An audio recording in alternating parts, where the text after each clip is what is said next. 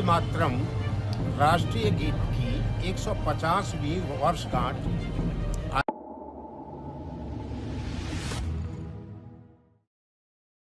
राष्ट्रीय गीत वंदे मातरम की 150वीं वर्षगांठ का जश्न मुरादाबाद में बड़े उत्साह और गरिमा के साथ मनाया गया। केंद्र और राज्य सरकार के दिशा अनुसार पंचायत भवन में भव्य कार्यक्रम का आयोजन किया गया, जिसमें शहर के कई गणमान्य व्यक्तियों और बड़ी संख्या में छात्रों ने भाग लिया। नई पीढ़ी को संस्कृति से जोड़ना, इस विशेष आयोजन में भाजपा के कई वरिष्ठ पदाधिकारी उपस्थित रहे। कार्यक्रम का मुख्य आकर्षण विभिन्न स्कूलों से आए छात्र छात्राएं रहे, जिन्हें मंच के माध्यम से वंदे मातरम गीत के इतिहास और राष्ट्र निर्माण में इसके महत्व के बारे में विस्तृत जानकारी दी गई। कार्यक्रम का उद्देश्य नई पीढ़ी को भारतीय संस्कृति और राष्ट्रीय मूल्यों से जोड़ना रहा, ताकि बच्चे गीत के विशेष और महत्वपूर्ण उल्लेखों को जान सके और अपनी संस्कृति को हमेशा याद रखें। एमएलसी जयपाल व्यस्त ने मीडिया से बातचीत करते हुए बताया कि केंद्र और राज्य सरकार ने इस निश्चित किया है कि ये ऐतिहासिक गीत अब केवल स्कूलों तक सीमित न रहे। उन्होंने घोषणा की कि वंदे मातरम को अब हर स्कूल और मदरसे में सुनाया जाना अनिवार्य कर दिया गया है। ये फैसला देश भर में राष्ट्रीय चेतना को मजबूत करने की दिशा में एक महत्वपूर्ण कदम है। कार्यक्रम का समापन राष्ट्रीय गौरव और एकता के संदेश के साथ हुआ, जिसने मुरादाबाद के निवासियों के बीच देशभक्ति की भावना को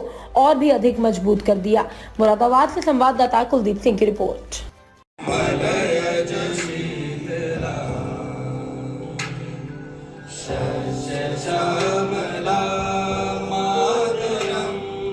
वंदे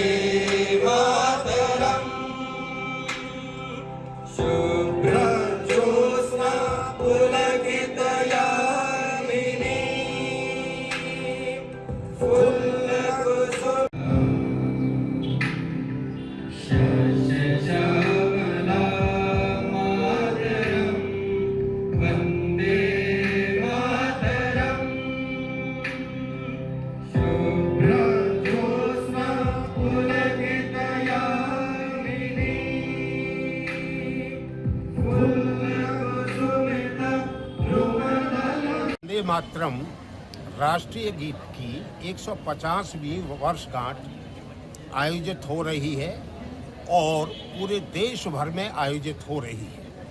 इस विषय के लिए केंद्र सरकार के मंत्रिमंडल ने निर्णय लिया है। उस निर्णय के अनुपालन में देश के प्रत्येक राज्य में वंदे मातरम राष्ट्र गीत का जिसको काट दिया गया, जिसका 3/4 हिस्सा तुष्टीकरण की नीति के कारण से मोहम्मद अली जिन्ना, मोहम्मद जौहर अली और शौकत अली बंधुओं के विरोध के कारण से, और वह विरोध जो पाकिस्तान बनने का शुभारंभ था, उनका देश के विभाजन का वो सूत्र था, उसके आधार पर पंडित नेहरू उनके दबाव में आए और 1937 में विरोध तो 1923 में शुरू हो गया था। 1923 में, उससे पहले 1887 में पंडित रवीन्द्रनाथ टैगोर जी ने इस गीत को पूरा गाया था, कांग्रेस के अधिवेशन में गाया था।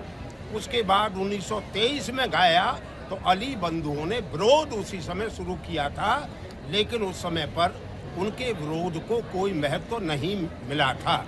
लेकिन 1937 में जब पुलस्कर जी, जिन्होंने इस राष्ट्र गीत की धुन बनाई है, महान शास्त्रीय संगीतकार थे वो, और उन्होंने लिपिबद्ध किया है शास्त्रीय संगीत को, विष्णु दत्त पुलस्कर महाराज जी, उन्होंने जब इस गीत का गायन प्रारंभ किया तो मोहम्मद अली जिन्ना ने वहीं खड़े होकर के इसका विरोध किया। विरोध ही नहीं किया, इसका बहिष्कार किया और दबाव डाल करके पंडित नेहरू को मजबूर किया कि जिस हिस्से में माँ दुर्गा, माँ लक्ष्मी, माँ सरस्वती की पूजा की चर्चा है और हम बुत परस्त नहीं हैं, हमारी शरीयत इसके लिए इजाज़त नहीं देती है, अतः वो हिस्सा हटेगा, तभी हम वंदे मातरम को गा पाएंगे। तो वो 3/4 हिस्सा हमारे भारत माता का वंदे मातरम गीत का वो काट दिया। लेकिन विरोध तो आज भी है, आप राजनीति में आते हैं, विरोध तो आज भी हो रहा है, आज भी हो रहा है। और आज ही प्रदेश के यशस्वी मुख्यमंत्री योगी आदित्यनाथ जी ने आज ही समाचार पत्रों में आया है कि उत्तर प्रदेश की प्रत्येक शिक्षण संस्था में राष्ट्रीय गीत गाना अनिवार्य होगा। तो इसलिए केंद्र सरकार का जो निर्णय है उसका अनुपालन राज्य सरकार करने के लिए तत्पर है। इसी के लिए हर शिक्षण संस्था में पूरे समाज के विविध वर्गों में वंदे मातरम का इतिहास नई पीढ़ी भी जान सके। वंदे मातरम पूरा है क्या, राष्ट्रीय गान और राष्ट्रीय गीत में क्या अंतर है, इस अंतर को भी समझ सके। इसी के लिए वंदे मातरम जयपाल जी, क्या मदरसों में भी सरकार गवाएगी? सभी में शिक्षण संस्थाएं जो भी मान्यता प्राप्त हैं सभी में गाने का विषय ये रहेगा। अब वो गाते हैं कि नहीं गाते ये उनके ऊपर है। वो तो राष्ट्रीय गान गाने में भी परहेज करते हैं, लेकिन गाना पड़ रहा है।